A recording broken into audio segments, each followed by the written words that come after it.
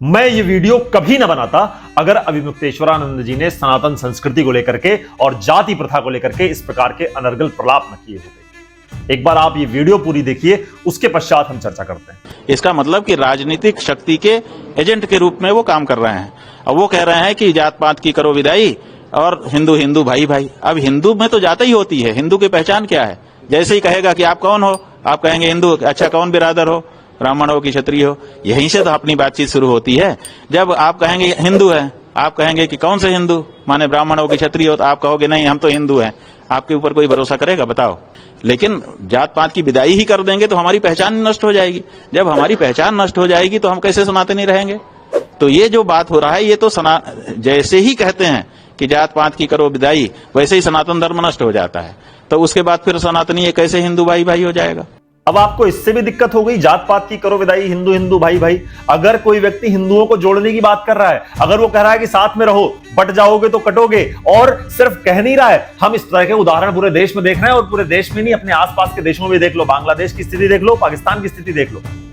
अगर एक व्यक्ति भारत के हिंदुओं को एक करने निकला है, तो हमारे शंकराचार्य के पद पर बैठे हुए स्वघोषित शंकराचार्य, और मैं स्वघोषित इसलिए कह रहा हूं क्योंकि अभी भी इनके शंकराचार्य होने पर सुप्रीम कोर्ट में केस चल रहा है, ये निकल के प्रेस के सामने ये कहते हैं कि वो व्यक्ति राजनीतिक एजेंट का काम कर रहा है। सर, बातें तो आपकी मुझे राजनीतिक एजेंट वाली लग रही है। आपके पास उत्तर है इस बात का? मुझे बताइए कि कितने लोग हम आपस में जब मिलते हैं लोगों से तो ये पूछते हैं कि हाँ भैया हिंदू हो तो कौन बिरादर हो? कितने लोगों की सामान्य भाषा में ऐसी बातचीत होती है? और अगर आपने कहीं ऐसी बातचीत देखी है तो संत होने के नाते आपकी जिम्मेदारी क्या है? आपकी जिम्मेदारी यह है कि आप उन्हें बताओ कि सनातन में जातियां नहीं होती। और मैं तो आपको मूर्ख भी नहीं कह सकता, क्योंकि आपने तो सारे शास्त्र भी पढ़े हुए हैं। वर्ण और जाति में अगर आपको भेद नहीं पता है सर, तो फिर मैं आपको क्या ही कहूं। तो फिर मुझे एक ही बात याद आती है कि मूर्खता और धूर्तता में अंतर है। अगर आप जानते हुए इस तरह का काम कर रहे हैं कि वर्ण और जाति को एक ही पंक्ति में बोल करके आप लोगों को भ्रमित कर रहे हैं, तो मैं नहीं मानता कि आप सनातन धर्म के पक्ष में हैं। आपकी राजनीतिक महत्वाकांक्षाएं हैं, आप बता दीजिए एक बार खुल करके। आप मीडिया में आइए, आप बता दीजिए कि मेरी राजनीतिक महत्वाकांक्षा है, मैं मुख्यमंत्री बनना चाहता हूं, मैं प्रधानमंत्री बनना चाहता हूं। उसके बाद जो भी आप बयान दें वो राजनीतिक माने जाएं। जनता इस भ्रम में न रहे कि आप धर्माचार्य हैं और आप धर्म की बात कर रहे हैं। मुझे एक सामान्य व्यक्ति लेकर के आइए, जितने भी लोग मुझे सुन रहे हो, आप सब अपनी सामान्य तर्क बुद्धि से सोचिए कि सनातन धर्म की रक्षा करने वाला व्यक्ति क्या यह बयान दे सकता है जो वीडियो भी आपने देखी? क्या इस तरह की बातें सनातन धर्म के रक्षक के मुंह से निकलेंगी? आदि गुरु शंकराचार्य के पद पे आप अपने आप को बैठा हुआ बोलते हैं, और उसके बाद आप इस तरह की बात कर रहे हैं। आदि गुरु शंकराचार्य ने जिसने उत्तर दक्षिण पूर्व पश्चिम से भारत को एक किया, सनातन का ध्वज पूरे देश में फहराया, उस पद पर बैठे होने के बाद आप कहते हैं कि सनातन और हिंदू तो जातियों में बटा होना चाहिए, बिरादरी तो होनी ही चाहिए। ये कौन से शास्त्र में सर आपने पढ़ लिया? मैं आपसे ही जानना चाहता हूं। आप जो है सनातन धर्म के सर्वोच्च पद पर बैठा हुआ अपने आप को घोषित करते हैं, आप हमारे काम को मुश्किल कर रहे हैं। हम चारों तरफ जा जाके ये कहते हैं कि साथियों एक ही रहो, बटो मत, अगर बट जाओगे तो समाप्त हो जाओगे। अपने आसपास के देशों की स्थिति आप देख लो, हम तो ये कहते घूम रहे हैं, और आपका एक बयान आ जाता है कि नहीं हिंदू तो जो है बिरादरी में बटा हुआ है। उससे तो बिरादर नहीं पूछोगे तो फिर जो है शादियां कैसे होंगी? इस देश में पिछले कितने वर्षों से एक नारा दिया जा रहा है, हिंदू मुस्लिम सिख ईसाई आपस में सब भाई भाई। इस नारे के विरोध में तो आप नहीं आ गए। एक व्यक्ति ने नारा दे दिया कि जात पात की करो विदाई, हिंदू हिंदू भाई भाई। अब हिंदू हिंदू भाई भाई कैसे हो रहे हैं? ये आपकी जो राजनीतिक विचारधारा है उससे अलाइंड नहीं हो रही है बात। तो आपको लग रहा है कि ये बात तो जो है हिंदुओं को एक कर देगी। मैं राजनीतिक टिप्पणियां नहीं करता, और मैं ऐसे विषयों पर भी नहीं बोलता। मैं शंकराचार्य होने के नाते आपके ऊपर भी नहीं बोलता। मैं पिछले 1 वर्ष से मौन साधे बैठा हूं। जब भगवान श्री राम के मंदिर का उद्घाटन हो रहा था, उस समय भी आपके बयान आए थे।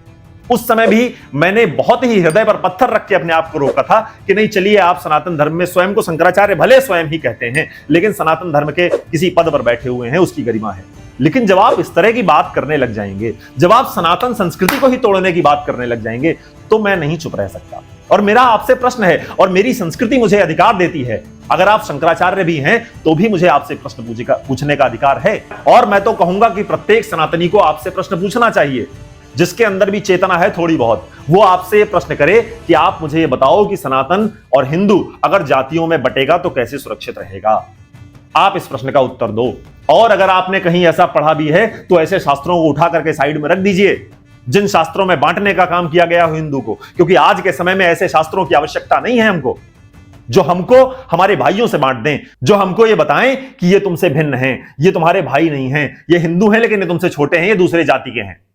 अगर कोई शास्त्र ये कह रहा है तो उस शास्त्र को निकाल करके किनारे रख दीजिए, नहीं आवश्यकता है ऐसे शास्त्रों की। और मैं दावे के साथ कहता हूं, किसी भी शास्त्र में, किसी भी सनातन आर्ष साहित्य में इस तरह की पंक्ति आपको नहीं मिलेगी जहां पर यह कहा गया हो कि सनातन में हिंदू जो है वो जातियों में बटे हुए हैं। ये मुगलों ने, अंग्रेजों ने, आक्रांताओं ने हमें जातियों में बांट दिया।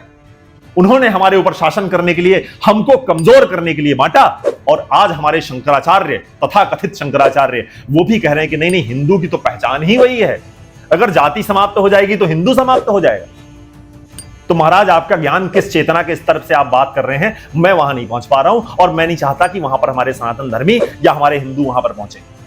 तो कृपा करके अपनी मंशाएं व्यक्त कर दीजिए, आप बता दीजिए कि आप राजनीतिक जो है विचारधारा रखते हैं। एक व्यक्ति बागेश्वर धाम से निकलता है सनातन यात्रा के लिए, क्या पड़ी है उस व्यक्ति को?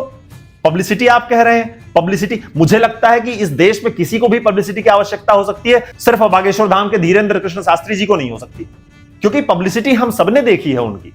तो पब्लिसिटी के लिए तो ये काम नहीं कर रहे, धन के लिए भी वो काम नहीं कर रहे।